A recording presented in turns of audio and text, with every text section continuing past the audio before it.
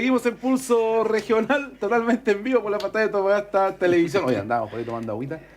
Volvimos en Pulso Regional por Antofagasta Televisión en vivo, Canal 16, es en la región de Antofagasta. Ya estamos junto a nuestra segunda invitada del día de hoy, es panelista estable, ¿cierto? Doctora en Ciencias Políticas, académica de la Universidad Católica del Norte, Francia Espinosa. Un gusto que esté nuevamente con nosotros. Muy buenas noches, José Miguel, un placer de hablar de política contingente y un saludo a Ezequiel. Oye, mencionar a toda la gente que nos está viendo el frío que hace en Antofagasta, mucho frío hasta ahora en la ciudad de Antofagasta en este día jueves 27 de junio, abrigarse, ¿cierto? También preparar los techos, lo decía también el otro día, a propósito de nuestra invitada, preparar los techos de las casas, limpiar a lo mejor las canaletas, porque no se olviden que en Antofagasta ya llueve, ¿cierto? Sí, para que después no le echemos la culpa al municipio o al gobierno regional. Así como cambia el auto de repente o tiene, si tiene algún ahorrito, no sé, bueno, preocúpese de cambie un celular menos o una pantalla LED menos y arregle sus techos porque pronto ya se vienen, me imagino, las lluvias en la ciudad de Antofagasta. José Miguel, y aprovechar de informar que en el mes de julio vamos a tener a Andrea Cox del Hogar de Cristo, justamente para ver toda la problemática de las personas en situación de calle. La última cifra que se tiene, que es de 2017, implica que en la región hay 652 personas en situación de calle. 652 personas. Imagínate con este frío, ese es el tema. Entonces, lo vamos a tocar con Andrea Cox, próxima invitada en el mes de julio. Y a ver si podemos hacer alguna campaña, algo para ir en apoyo de esta... Porque vi una campaña que lideraba ahí Francisco Saavedra, estuvo incluso en la calle, están recolectando más de 13 o 14 mil abrigos o estas parcas o cortavientos para la gente en situación de calle, a ver si se puede hacer algo acá en la ciudad, en la región de Antofagasta. Nosotros los jóvenes de la universidad lo hicieron como ropero solidario. Claro. Y pudieron asistir a 200 y algo personas con ropas de abrigo.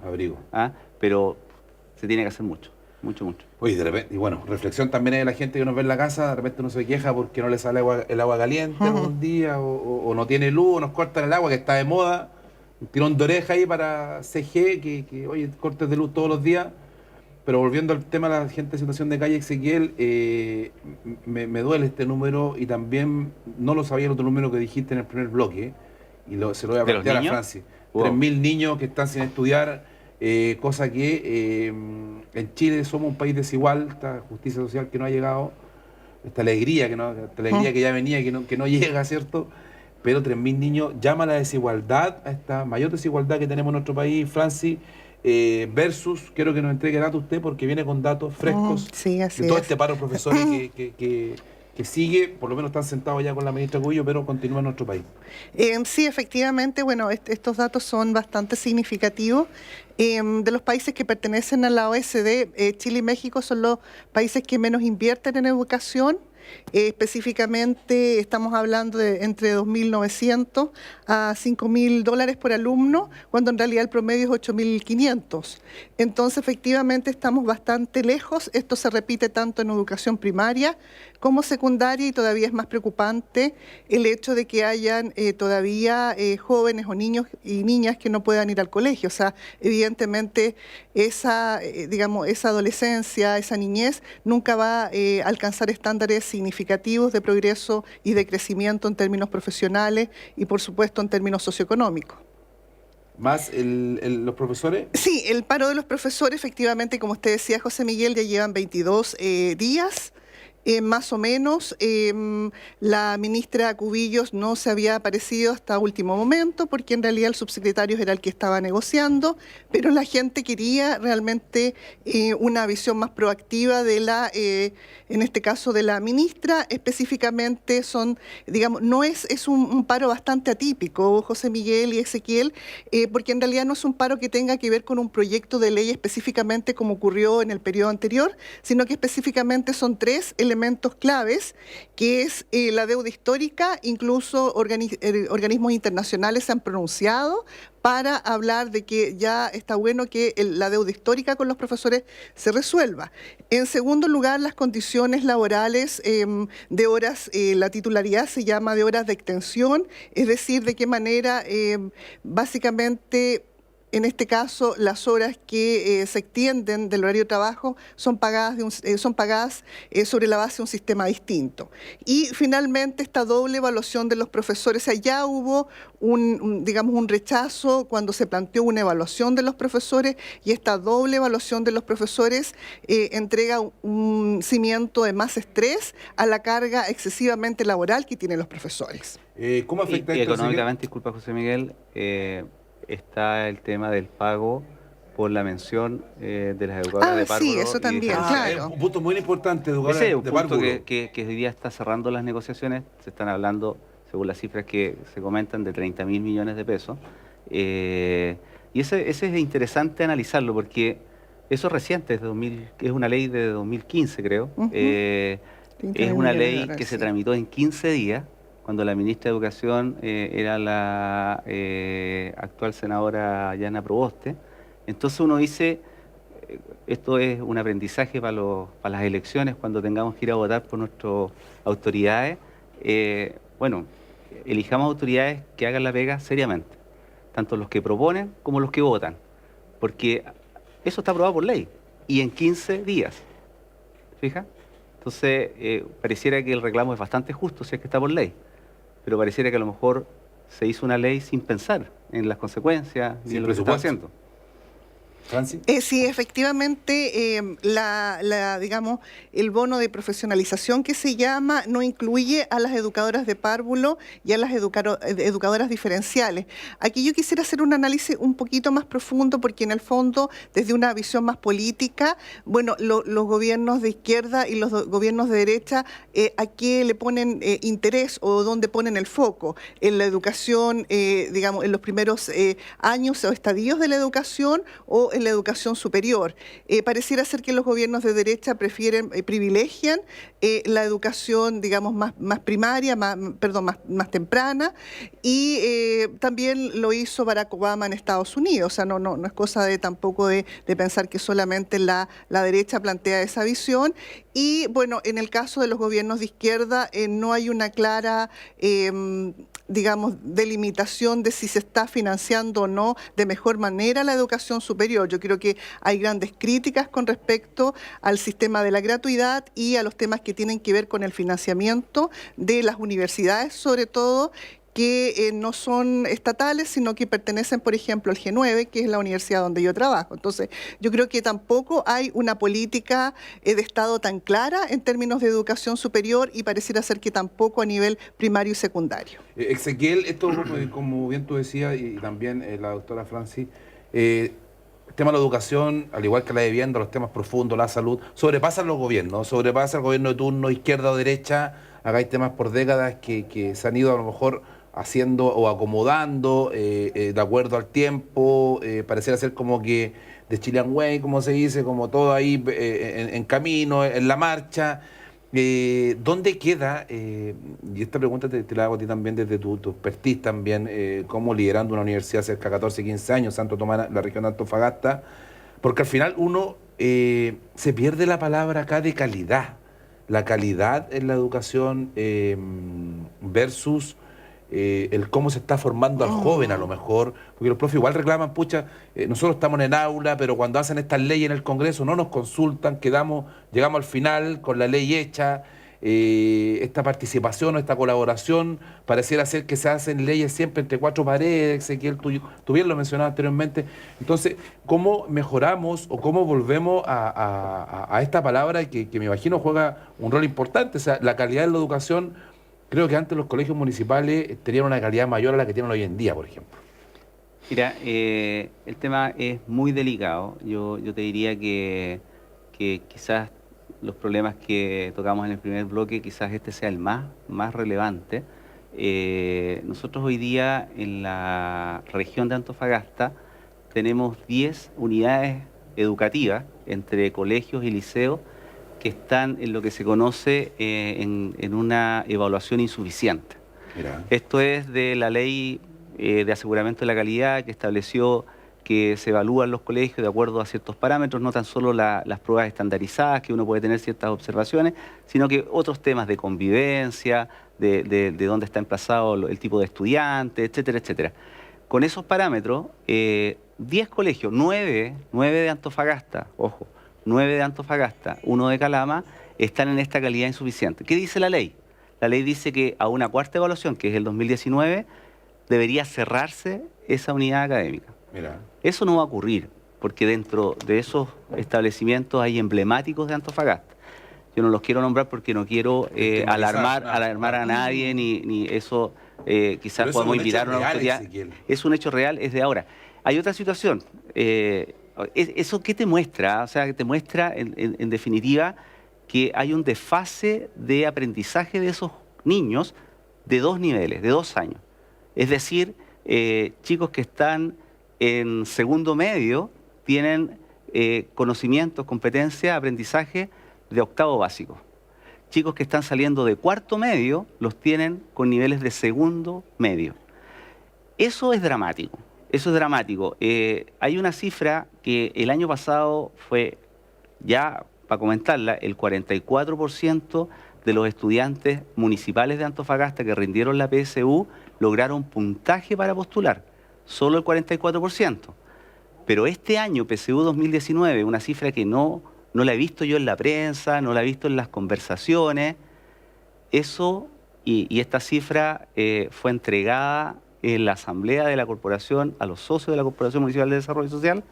No está escrita en la memoria, porque ahí la memoria está del 2018. Dígalo acá, no va a salir. 2,96% de los jóvenes de cuarto medio de enseñanza municipal de Antofagasta que rindieron la PSU lograron puntaje 450 o más. ¿Cuánto? Eso, casi nada. Casi 3%. Eso es dramático, eso es dramático. Entonces, es un tema que no puede dejar tranquilo a ninguna universidad, a ninguna empresa, a ninguna autoridad. Fíjate que los grandes temas que uno conversa hoy día hubo un conversatorio en el Mercurio, los grandes temas son cómo proyectas la región, el tema del litio, el corredor bioceánico, la astronomía. Acá se hace la inversión casi mundial de investigación científica en astronomía, se va a duplicar. Bueno, ¿y el capital humano?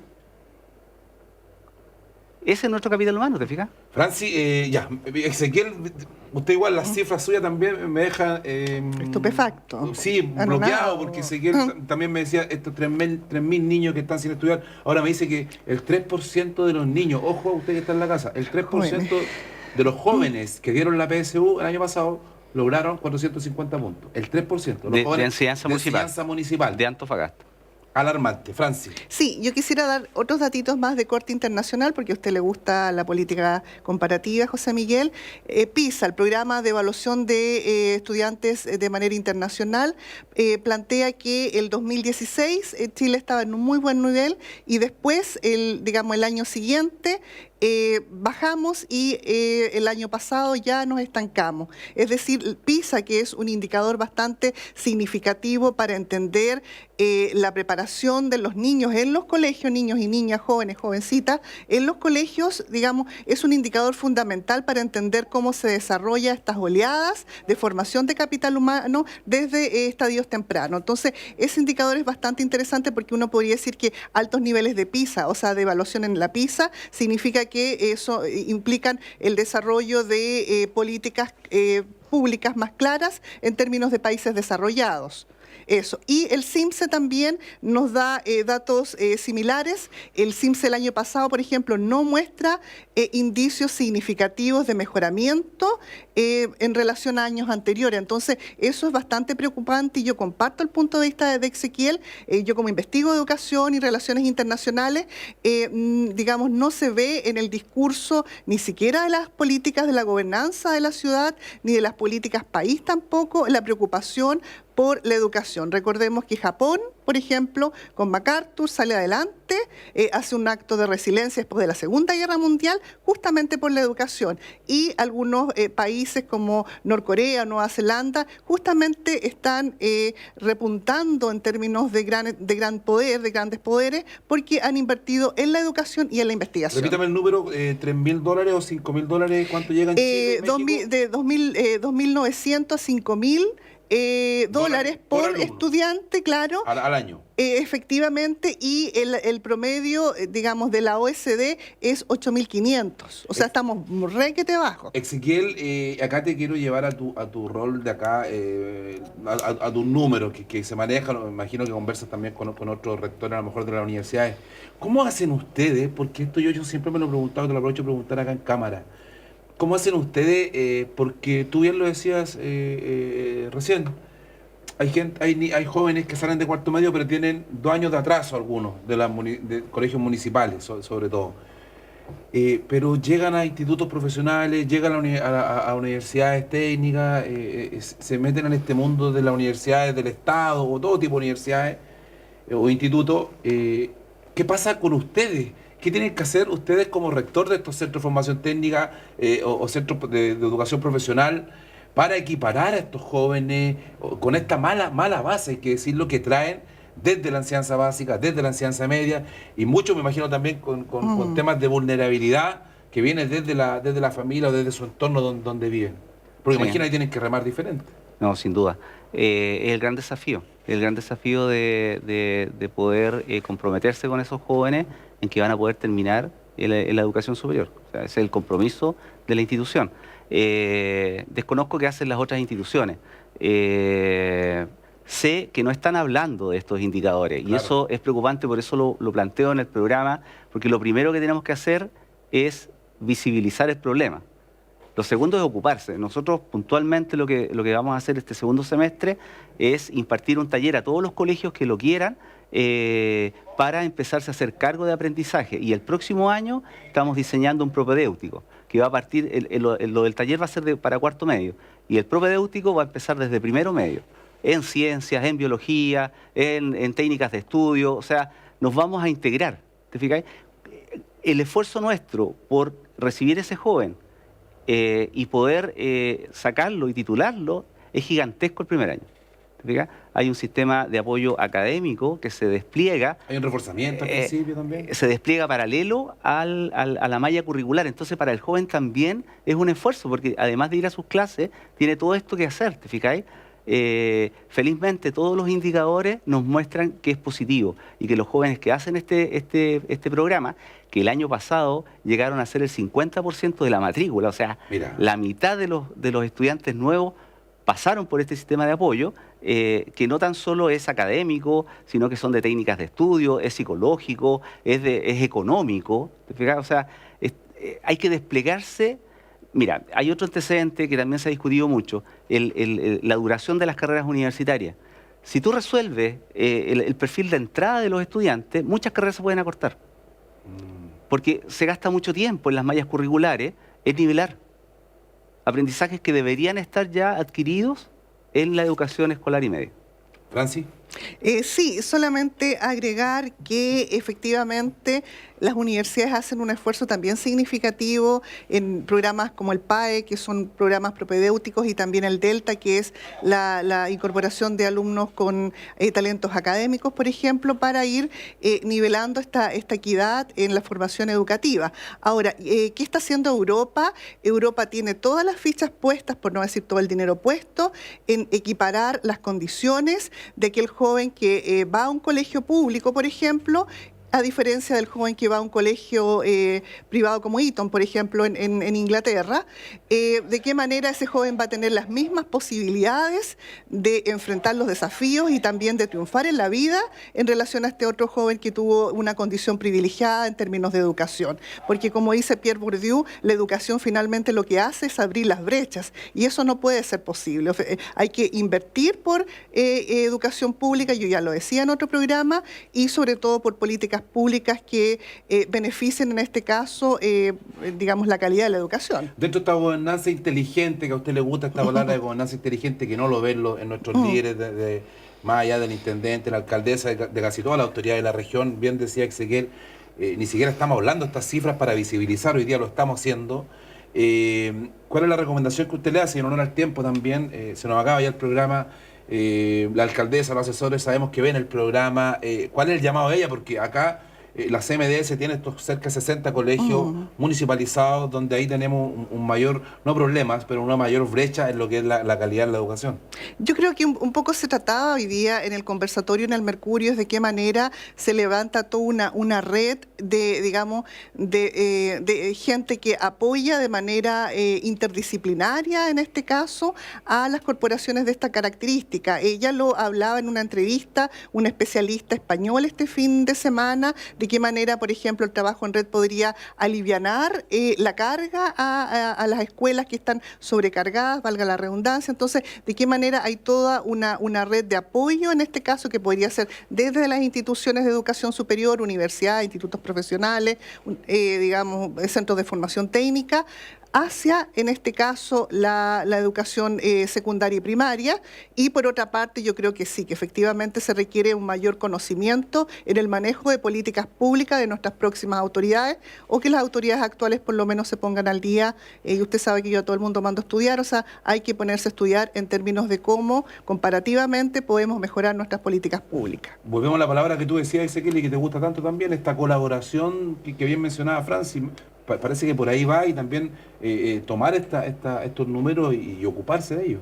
Y entender que es posible. O sea, hoy día tenemos resultados muy buenos en escuelas municipales, como la escuela Arturo Prat, que tiene resultados excelentes a nivel de todos los parámetros. Entonces, si es posible en esa unidad académica, bueno, repliquemos. ¿Qué componentes hay ahí? Hay un director distinto, hay un cuerpo académico distinto, y sabes, cosas, por ejemplo, para reflexionar, dado esta suspensión de clases por el paro de profesores. La otra arista es el efecto que esto tiene en los jóvenes y en los niños. O sea, 3 semanas de clase, 4 semanas de clases perdidas. La gran diferencia se hace por el tema de asistencia. Por ejemplo, la escuela Arturo Prat tiene en promedio cerca de 30 puntos en todas las estandarizadas, mejor que el resto, pero se preocupan de la asistencia. Falta un niño, lo van a buscar a la casa, ven qué está pasando. ¿Te fijáis? Entonces hay una directa correlación entre asistir a clases y los rendimientos escolares. Una directa relación entre la convivencia que hay en la unidad académica y los rendimientos de los chicos. Entonces, podemos hacerlo. Se puede. Francis, última reflexión. Estamos terminando el programa y despidiendo ya este programa del día de hoy. Me gustaría igual que hiciera algún análisis y reflexión final sobre lo que decía Ezequiel también, y lo hemos hablado en el programa. Educación y al final queremos crecer, el crecimiento económico, la minería, la astronomía, el turismo, la inversión y el desarrollo privado, el empleo, el desempleo que falta, la vivienda. Pero educación es un tema fundamental. Los profesores están creando a los futuros líderes de Chile. Y parte de la educación, muchas veces esta segregación que hay entre colegios particulares y municipales desde los párvulos, ¿cierto? ¿Cómo se mejora en Chile? ¿Qué han hecho otros países? Dejarlo como reflexión final. Sí, tal vez la problemática que tenemos en Chile es que somos una sociedad muy reactiva, o sea, nunca podemos proyectar políticas a largo plazo. Y hay cambio de turno y hay cambio completamente de política. Cambio de presidente. Exactamente. Yo quisiera destacar, por ejemplo, este programa de subvención escolar preferencial, el CEP, que se hace un análisis del 2008 al 2017, es decir, los gobiernos concertacionistas toman un poco el guante para desarrollar esta equidad en los colegios. Se invierte algo así como 4,2 billones de pesos, invierte el Estado, pero los resultados no son tan significativos. En los primeros años sí, pero posteriormente no. Entonces pareciera ser que seguimos con esta brecha, y que esta brecha hasta conviene, digamos, a la política, para seguir en el fondo privilegiando a las élites que gobiernan, y la gente que no tiene los privilegios, que es un poco la crítica constante que se hace al gobierno de Sebastián Piñera. La gente que no tiene los privilegios no puede acceder a mejores oportunidades de trabajo, de vida y, por supuesto, de crecimiento. ¿Ezequiel? Solo recordar los 3.156 niños y niñas que, estando en edad escolar, no están yendo a nuestra región al colegio. Y una reflexión que compartí en redes sociales el fin de semana: el colapso de la educación es el colapso de una nación, y en este caso de una región. Podría ser el colapso de nuestra región. Francis Espinosa, un gusto que hayas estado en Pulso Regional. Muchas gracias. Ezequiel Ramírez, un gusto que hayas estado junto a nosotros. Gracias. Y a todos ustedes, muchas gracias por la audiencia de todas las semanas en Pulso Regional por Antofagasta Televisión. Gracias a nuestro director, a nuestros camarógrafos tras cámaras, que tengan ya, y después mañana ya, un merecido y gran fin de semana junto a su familia. Gracias por la audiencia. Antofagasta Televisión presentó Pulso Regional.